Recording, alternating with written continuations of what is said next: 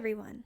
Welcome to a new mini-series within Truth or Demons podcast called Listener Case Files. Join me as I look into the paranormal stories sent in by you, the listeners. Every so often I will compile some of the stories you've sent in to share on the show, and then give you all some paranormal as well as psychological insight on the subject matter. So without further delay, welcome to Truth or Demons, Listener Case Files, Episode 1. Disclaimer. The following stories contain subject matter that may contain demons, demonic possession, demonic presence, hauntings, and uncomfortable topics related. I am not a licensed psychiatrist or a parapsychologist. The sources for the information I will share will be cited in the show notes for your reference.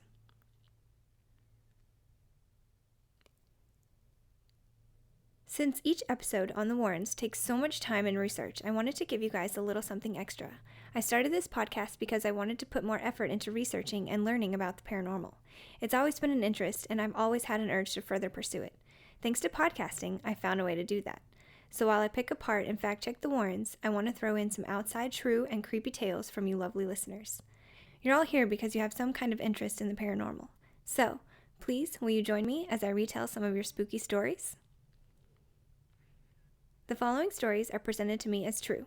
They are personal stories from listeners and entrusted to me to retell. And here we go. This first story comes from me. I figured I'd get things started and share a little story about one of my own experiences. When I was about 13 and my brother 9, we moved into a new house with our mom and stepdad. We loved the house. I especially loved it because it had this obnoxious purple carpet. We were so thrilled to be in a new house, in a new place, and we couldn't wait to make friends. There were a lot of kids that lived on our street that we met and made friends with quickly, and every day we played with them outside until dark when our mom said it was time to come in. The rule was to be in every night before the sun went down. One night, we were playing in a friend's yard about a block from our house. Suddenly, we hear our mom yelling at us to get our butts back in the house right now. We were so confused. It wasn't quite sundown, and we hadn't done anything to make our mom mad that we knew of, but she definitely sounded pissed. So we go running back home as quick as we can and burst through the door, and there's our mom, and she's livid. She starts yelling at us to quit running in and out of the house. It was driving her crazy. We knew this drove her crazy. We weren't supposed to run in and out and slam the door, so mostly we tried not to. And we definitely didn't do it this day. We looked at each other and go to protest, and she cuts us off and says, "And quit messing with the blinds." She was fuming. Then she turned around and stomped off. We both looked at each other and then turned around to look at the blinds behind us. They were just normal plastic blinds, but they came with the house and it was a rental, so we were under very strict orders to not tear them up. As we turned to look in dumbfounded silence and utter fear, the blinds were swaying side to side like someone had just swung them. I love that story so much. I have so many from growing up, but that one sticks out a lot for me, because it was a shared experience with my little brother. There's a lot of speculation behind mischievous hauntings in homes with adolescent children. According to Ed and many other paranormal investigators, teenage girls are commonly found in homes with activity like this. They say the energy and turmoil within teenage girls really amplifies and manifests in weird ways sometimes, and one of these ways is said to be as a poltergeist. I'm not sure I agree with the gusto in which Ed Warren believes the idea that teenage girls are the sole reason poltergeists come to homes, but it's not uncommon to find teenagers present during hauntings. However, it's not uncommon to catch teenagers pulling pranks either. Just giving both perspectives, I know this particular incident I experienced with my brother wasn't a prank pulled by either of us. Okay, for this second story, the sender is asked to remain anonymous. Here's what she wrote in. I was at a friend's house down the street for a sleepover. Being silly 5th or 6th grade girls, we went into the bathroom and turned off all the lights and did the Bell Witch chant. We were home alone and it was in the afternoon, so not at all scary, but in the dark bathroom, we saw a black face. That was enough to spook us, and we quickly ran out. I even went home that night because I was spooked. The next day, we both woke up with scratches, in the same place, same cheek, across our faces. Ooh, I know I had quite a few sleepovers like this growing up. We didn't always get the results we wanted, but we always scared the crap out of ourselves, especially with the mirror games. I'd never heard of the Bell Witch chant before, so I decided to look it up and see if I could find any origins on it. Here's what I found. Apparently, starting in the 1970s, slumber parties in the South near Adams, Tennessee, were almost always accompanied by a ritual similar to the Bloody Mary chant. Kids would chant, "I don't believe in the Bell Witch," 3 times in the mirror, hoping to invoke the reflection of the Bell Witch next to their own. This rite of passage for kids in the South is accompanied by some of the most popular folklore from Tennessee. The story of the Bell Witch and the havoc she wreaked on the Bell family has been told all over the world. It's been in books and in movies, and ghost stories galore. And I'll let you in on a little secret. Season 2 of Truth or Demons will be taking a much closer look into the true story of Kate Batts and the Bell family. There's a link in the show notes with more info on the Bell Witch chant.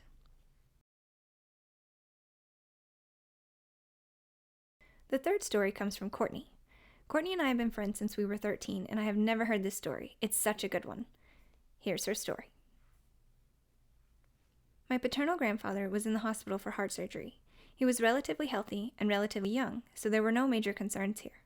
I was spending the night at my maternal grandmother's that night and had plans to go see him the next day. That night I had a dream he was in the kitchen of my grandparents' lake house, cooking like he loved to do. Cooking fresh creamed corn, which was his specialty. In the dream, it was just me and him. He smiled, and he gave me a big hug. When I woke up, this dream was so very clear, and when my parents came to get me, I was so excited to tell them about it during our visit. Turns out, despite no complications, he passed in the middle of the night, that night. I look at this dream now as his goodbye. I love this story so much, it chokes me up a little bit. I've heard this is a super common phenomenon amongst sensitive people. Sensitive as in psychically sensitive, or super in tune with their intuition, even if they don't consciously know they are.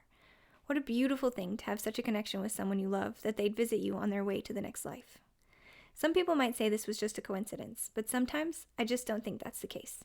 Beautiful story, Courtney. Thank you.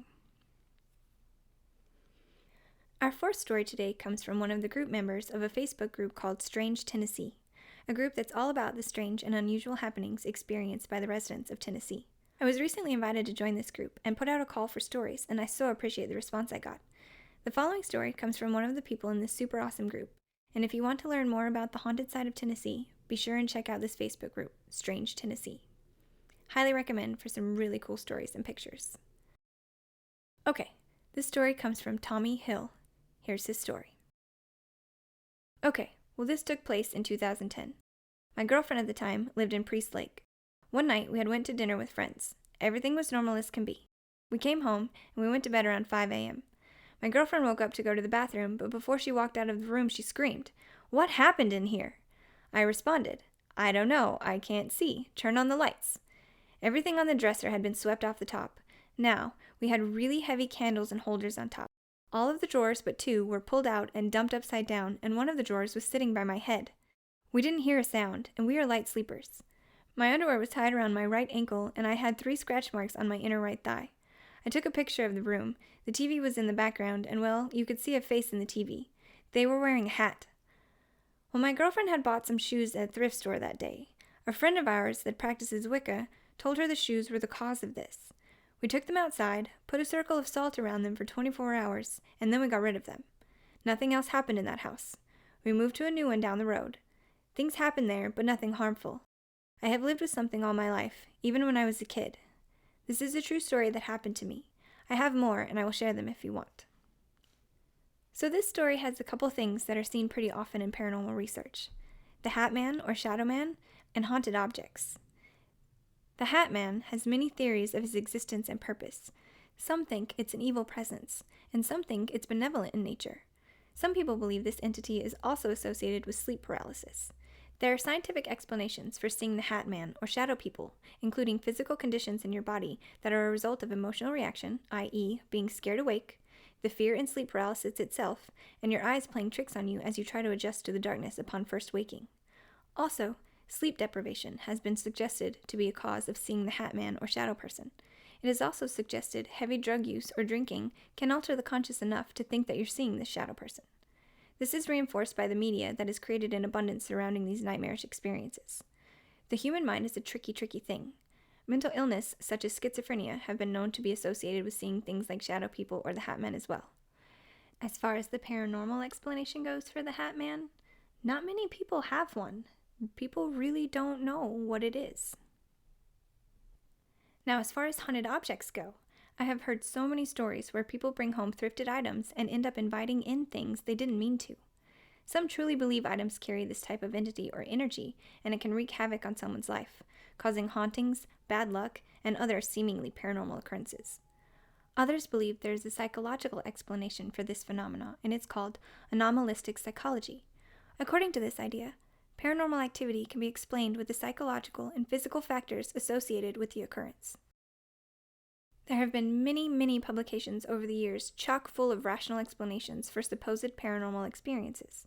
This is why it's so hard for some people to believe in these things. A lot of people turn to rational thought over most anything else. Ed's father even said, "There's a logical reason for everything." Yet, he never gave Ed any logical reasons. Thank you for your story, Tommy. And the final story for this episode of Listener Case Files comes from Jeremy. My freshman year of high school, second semester, we moved into this 4-bedroom, 1-bath, 100-plus-year-old plantation house. It was 2005. Everything about this place was just off. It's located somewhere in Shelbyville, Tennessee, right across the street from this old swamp. The swamp was alright. All it did was just add to the creepiness. The kitchen was the only normal-looking room in the house, but only because it was remodeled.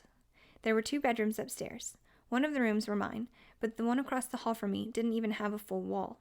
Was missing, exposing one of the 4 attics in the house. You couldn't see much of anything because the house was so dark, even during the day, unless you used a flashlight. It had a bunch of old boxes that none of us bothered to crawl in and see what was in them. The half wall had all these old yellow torn newspapers glued to it, covering the entire half of the wall that dated back to the 1930s and the 1940s. Some even headlining World War II. The windowsill trims upstairs, including my bedroom, were covered in nothing but ladybugs. Not an exaggeration. They pile up on each other, which I didn't find out until later on in life that ladybugs signify good luck, love, and protection. A month later, after living in this house, things started to get stranger. We had a barn in the back, about a couple 100 feet away from the house. My dad and I decided to explore it a bit.